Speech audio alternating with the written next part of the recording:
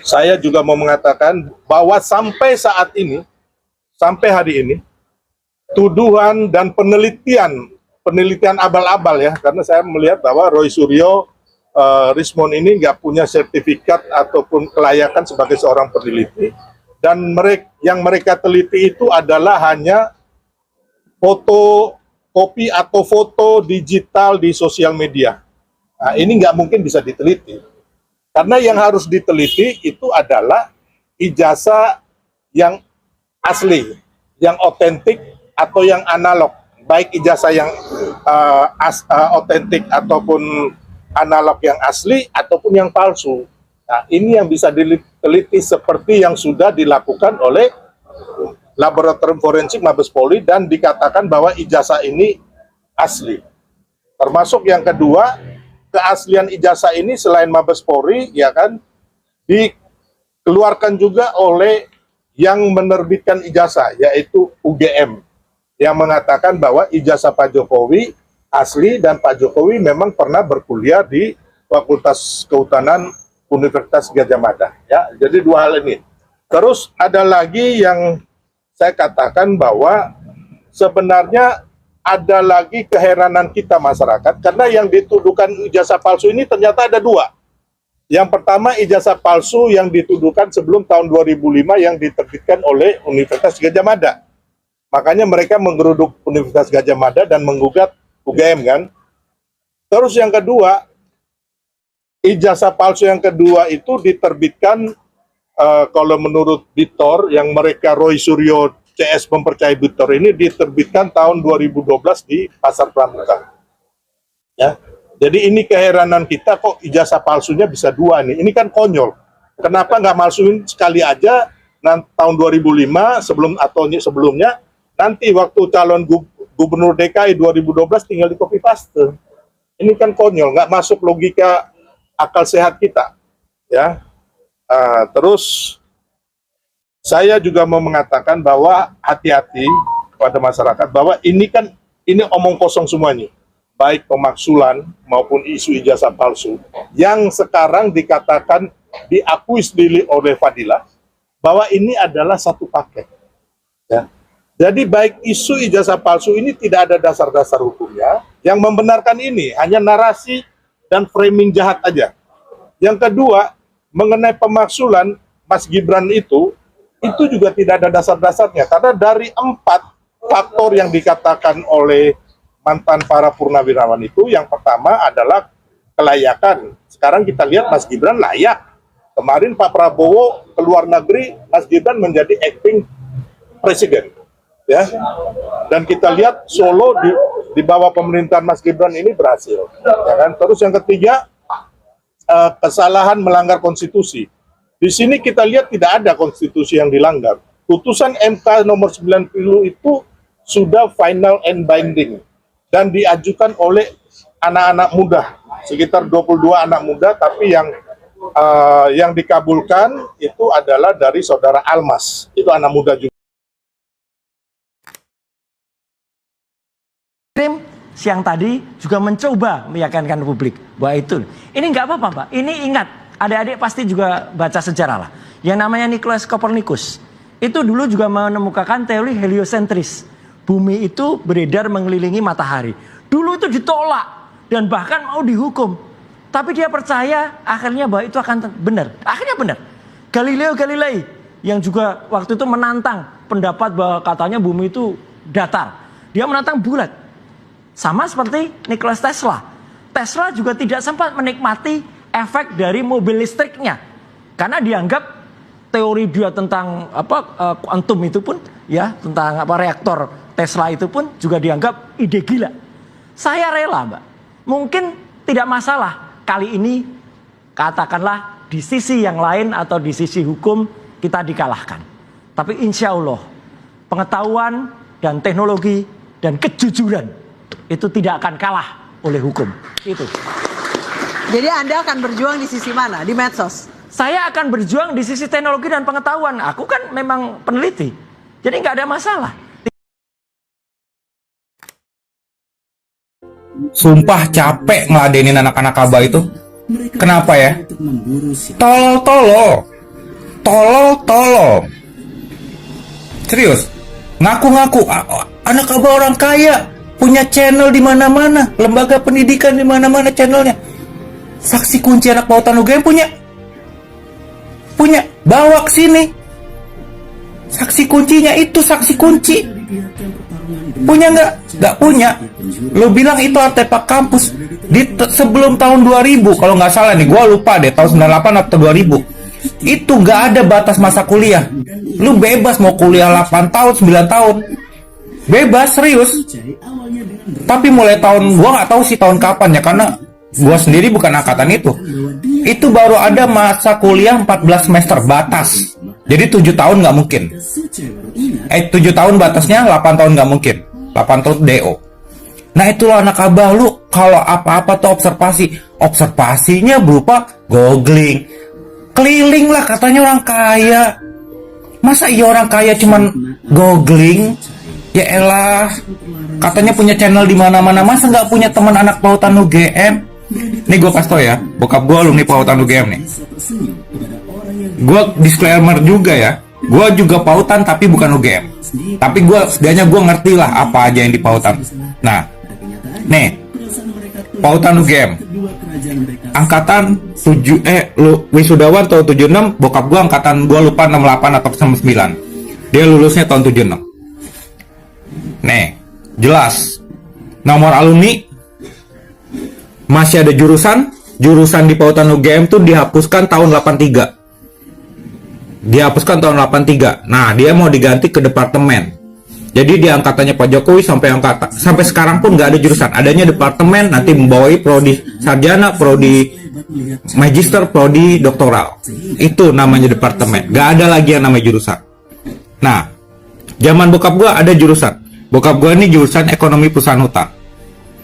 Setio Sarono nih. Nah ini. Nah, bokap gue ada buku alumninya bro. Dia wisudawan 57 sampai 88. Lu mau bilang buku ini palsu? Lu challenge buku ini. Cara challenge-nya gimana? Lu cari anak pautan UGM yang wisudawan sebelum tahun 88. Ada nggak namanya di buku ini? Kalau buku ini palsu, pasti nggak ada nama dia. Itu aja. Walaupun buku ini nggak sempurna, banyak kesalahan. Karena ini 1335 orang dalamnya. Diterbitkan tahun 89 nih. Di penulisnya aja ngakuin dirasa belum memuaskan semua pihak karena terdapat kekurangan maupun beberapa kesalahan. Harap dimaklumin.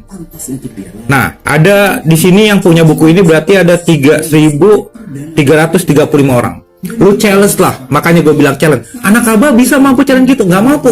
Mampunya apa? Browsing di kamar, browsing googling. Nih bokap gue. Nih, di bokap gue nih namanya juga salah. Di buku alumni ini ada kesalahan nama, kesalahan sekolah. Ya minor-minor lah kesalahan gitu. Tapi kita bisa nebak datanya ada nggak tuh. Nih, bokap gue nih. Nah, nih bokap gue. Nomor alumni 313. Nih, 313 nomor alumni NPM 791 KT. NPM 791 KT. Ekonomi perusahaan hutan.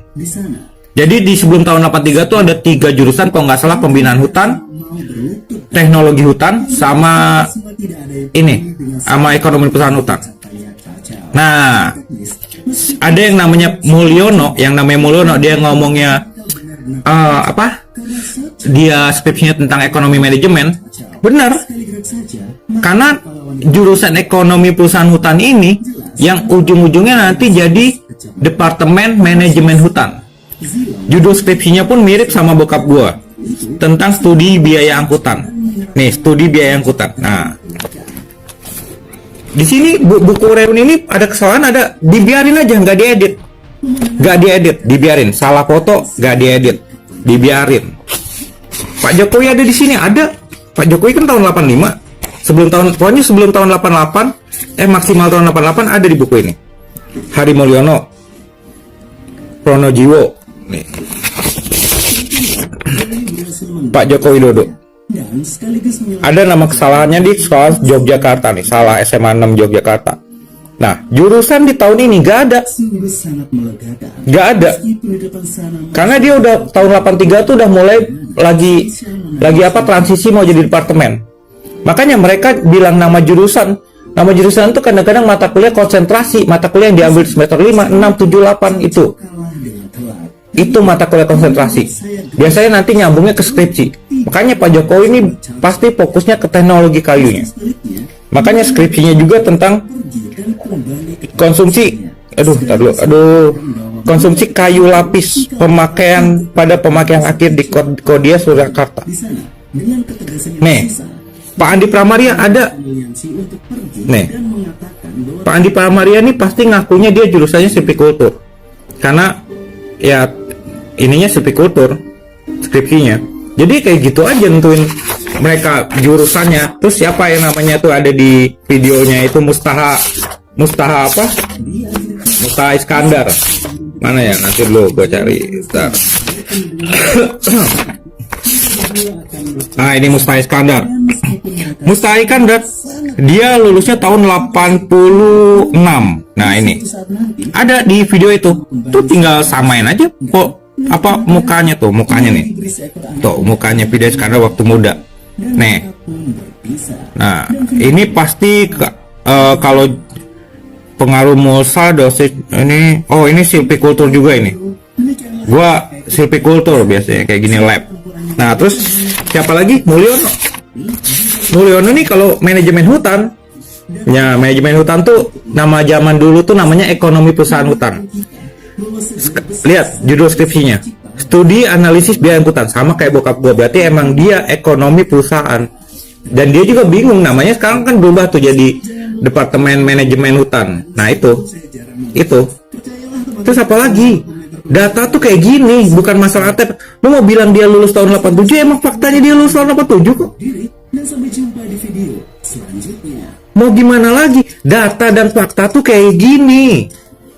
Bukan lu cari di googling, lu tanya aja anak fakultas kehutanan, mau dia masih kuliah sekarang masih kuliah pun, dia bisa ngomong sejarah kampusnya, sejarah fakultasnya. Pasti dia tahu. Makanya gue bilang, nanti Roy Suryo di pengadilan dia bilang dia punya 5 ijazah asli anak Lautan UGM yang lulus bareng Pak Jokowi tahun 85. Disitulah kita adu.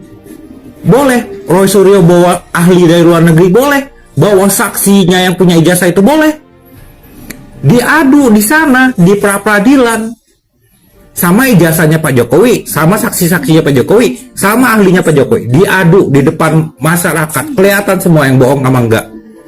Di situ loh gue bilang. Makanya anak abah nih gue nggak ngerti deh otaknya kayak gimana, cara berpikirnya gue nggak ngerti. Katanya mereka tuh orang-orang yang apa ya, berdasarkan data analisis, kebanyakan asumsi, nggak lebih dari yang nggak lebih dari orang yang nuduh-nuduh nggak jelas, asumsi lah.